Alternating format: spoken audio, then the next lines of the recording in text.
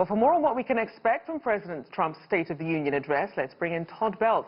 Todd is a professor and political management program director at George Washington University. Thank you for joining us. Yeah. So, to you, which topics do you think Trump is really going to highlight with his speech tonight?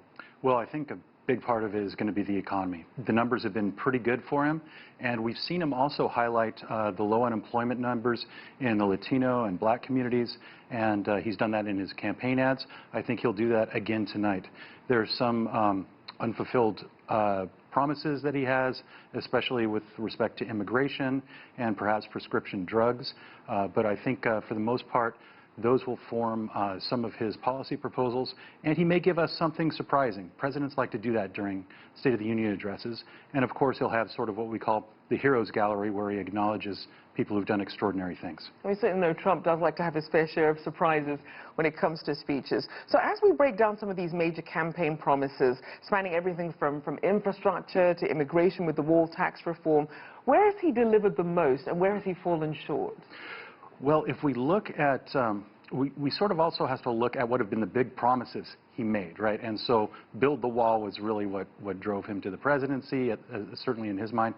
And the wall has been built a little bit, but a lot of it was done with U.S. military money rather than Mexico paying for it. So that opens a little bit of criticism for him. But the fact that it is getting going and he gets to tell people the quote is now not build the wall, it's finish the wall, I think he's going to like to do that as well. Certainly one of the big things he also ran on was trade, and he has the USMCA agreement between Mexico, Canada, and the United States. It's a big win for him. He doesn't have an agreement with China yet. Maybe something like that is in the works, but this has been a big win for him, and the fact that he was able to get so many Democrats to vote for it also is very impressive. And so we also, of course, have the Phase 1 China trade deal, but still some ongoing trade frictions. Right. And we know that fixing what Trump perceived as bad or unfair trade deals was really a common refrain for him, but he has been accused of essentially weaponizing tariffs in order to do that. How is this playing out, not just for his trade goals, but also for the voters?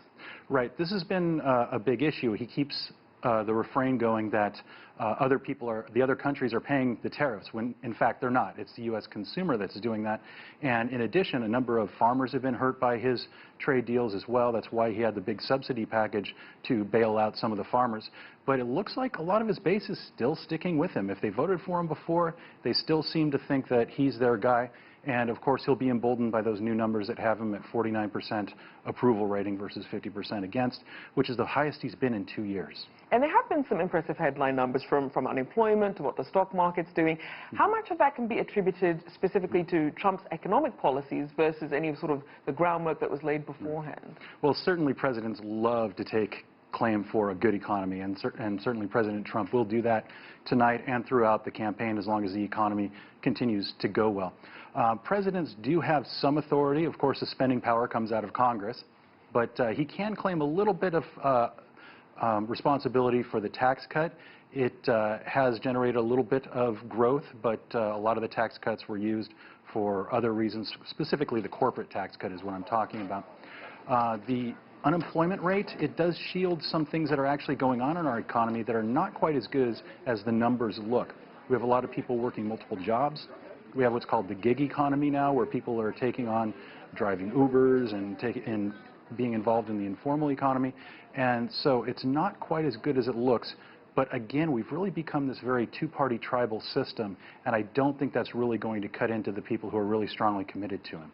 So to that point then, how much do voters care? I mean, you see a lot of infighting in Congress. You obviously have the impeachment trial, trade deals. How much does the average American voter actually care about that versus what they actually talk about around sort of the dinner table? Right. Well, we used to have this saying that all politics is local, and that what's really going on around you is what really matters to you. But in some of the more recent studies that we've seen, people actually consider national issues a lot more than they do personal issues. Even people in the northern United States are worried about immigration from Mexico, and that becomes a big issue for them. They look at their locality, and even though it might be doing well, they might think that the national economy is doing poorly. And so there's sometimes a divergence there, and that can sometimes play in the president's favor and sometimes against.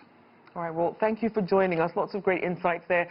Todd Belt, professor and political management program director at George Washington University. Thank you.